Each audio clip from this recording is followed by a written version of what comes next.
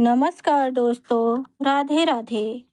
कलयुग के अंत के विषय में हमारे धर्म ग्रंथों में पहले ही भविष्यवाणी की हुई है।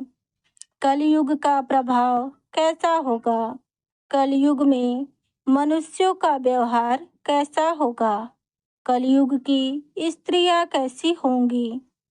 कलयुग में मनुष्य का आकार व आयु कितनी होगी? कलयुग में पाप और पुण्य कितना होगा? कलयुग में मुक्ति पाने के क्या मार्ग होंगे?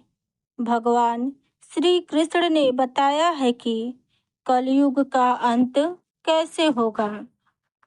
द्वापर युग समाप्त होने वाला था और कलयुग का आगमन होने वाला था। ऐसे में एक दिन अर्जुन ने श्री कृष्ण से प्रश्न किया कि कलयुग क्या है और कलिकाल की गति क्या होगी। अर्जुन के इस सवाल पर श्री कृष्ण ने मुस्कुरा कर कहा, हे पांडुपुत्र, तुम सभी वन में जाओ और वहाँ जो भी तुम्हें विचित्र दृश्य दिखाई दे उसके बारे में आकर मुझे बताओ। श्री कृष्ण की आज्ञा का पालन करते हुए सभी पांडव वन में अलग अलग दिशाओं में चल दिए। इसके बाद जब पांडव वापस आए तो श्री कृष्ण ने उनके देखे गए दृश्यों के आधार पर कलयुग की भविष्यवाणी की। युधिष्ठिर जब वन में भटकने लगे तो उन्होंने देखा कि किसी हाथी के 2 सूंड है। युधिष्ठिर काफी समय तक वहीं पर रुककर यह जानने का प्रयास करते रहे कि आखिर इस हाथी के 2 सूंड क्यों हैं, लेकिन उसका उन्हें कोई उत्तर नहीं मिला। अंत में इस विचित्र हाथी को देखकर युधिष्ठिर कृष्ण के पास वापस लौट आए।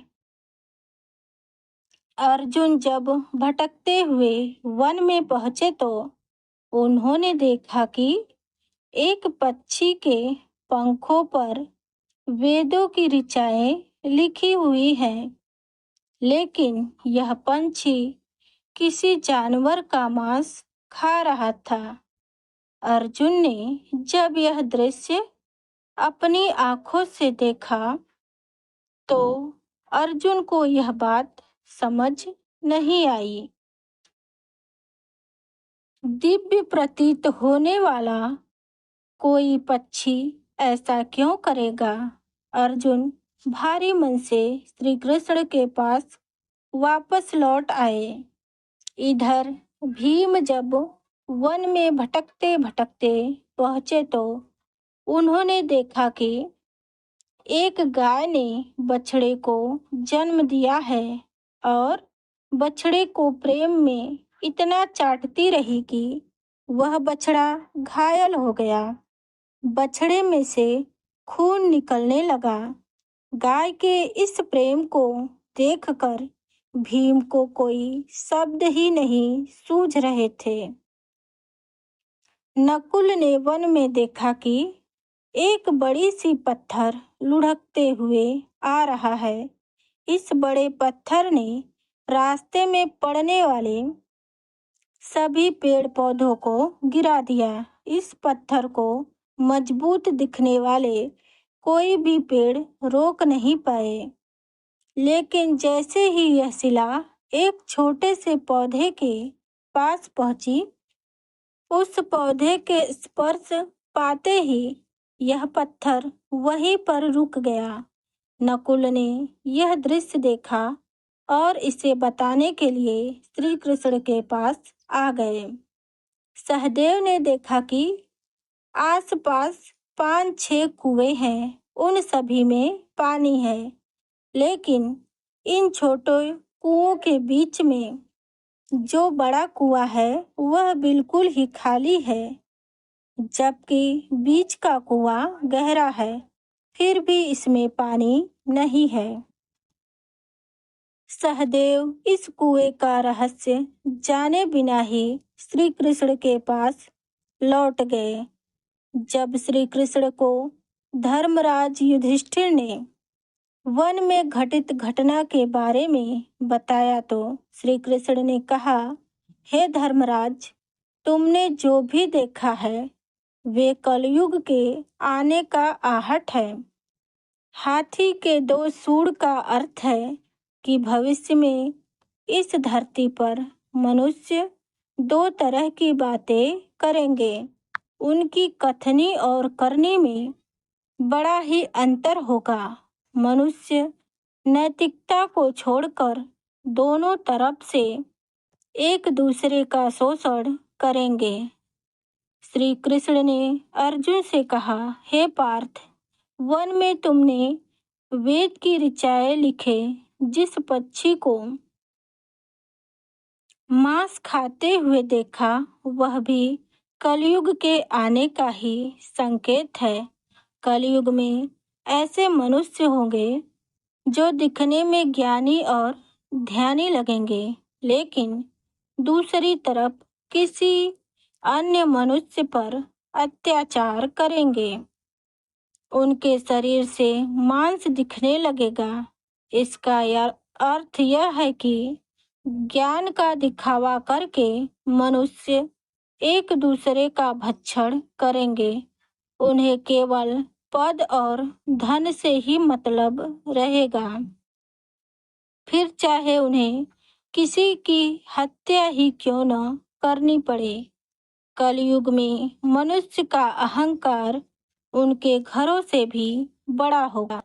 श्री कृष्ण ने भीम से कहा, भीम, जिस तरह तुमने गाय के बछड़े को वात्सल्य से चाटते हुए देखा, उसी तरह कलयुग में माता पिता अपने बच्चों के मोह में इतने अंधे हो जाएंगे कि उनको सही गलत का ज्ञान भी नहीं होगा। अंधे प्रेम में डूबकर माता पिता तब तक बच्चों को प्यार करते रहेंगे जब तक उनका अहित न कर बैठे। कलयुग में अपने बच्चों को बिगाड़ने की जिम्मेदारी माता पिता की होगी। श्री कृष्ण ने नकुल से कहा कि कलयुग में एक समय ऐसा आएगा जब मनुष्य का पतन इतना तेजी से होगा कि अपने संपर्क में आने वाले बड़े और मजबूत दिखने वाले मनुष्यों को भी वह पतन की ओर ले जाएगा, लेकिन एक छोटा सा पौधा यानी हरिनाम उस मनुष्य के पतन को रोकेगा। इसलिए कलयुग में हरि नाम जपने से मनुष्य धर्म पर टिका रह पाएगा। सहदेव के खाली कुएं वाले दृश्य का वर्णन करते हुए श्री कृष्ण ने कहा कि कलयुग में भी मनुष्य इसी तरह का हो जाएगा। जब मनुष्य दिखावे के लिए पैसा खर्च करेंगे, विवाह, जन्म मरण आदि उत्सवों पर पैसे बहाएंगे और उन लोगों को धन और उपहार देंगे जो पहले से भरे हुए हैं, लेकिन उनके आस पड़ोस और रिश्ते नातों में गरीबी और तंगी से झेल रहे मनुष्यों को उनके पास देने के लिए कुछ नहीं होगा। उनका ध्यान जरूरतमंद लोगों पर नहीं जाएगा। गोस्वामी तुलसीदास जी ने रामचरितमानस में लिखा है, कलयुग केवल नाम आधारा, सुमिर सुमिर नर उतरहि पारा।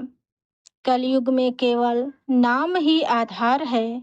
हरि नाम जपने से ही भवसागर से पार उतरा जा सकता है। राधे राधे।